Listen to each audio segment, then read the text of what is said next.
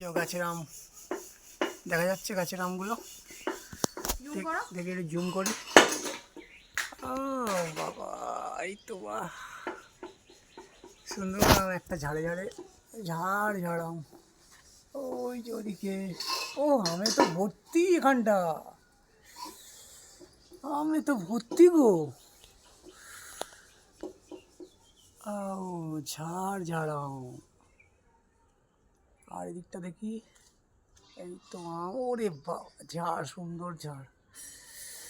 এত ঝাড় তো আমি দেখা যায় না সাধারণত এদিকেও। ওই দূরে একটা ঝাড় আছে, জুম করে দেখি, জুম করে আসছে। এই যে একটা ঝাড়, এই যে একটা ঝাড়, এই যে বিশাল বড় একটা ঝাড়, একটা ঝাড়ে এত আম সাধারণত দেখা যায় না। আর একটা ঝাড় আছে ওই দূরে, এই যে বিশাল বড় ঝাড়। যাক, ভালোই আম হয়েছে গাছে। এবারে খালি পেড়ে খাওয়া, আমগুলো পাকবে। বৈশাখ মাসের অর্ধেক পার হয়ে গেল, এখনো আম পাকেনি। এবারে আম পাকা শুরু হবে,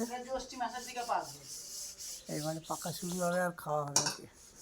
গুড বাই।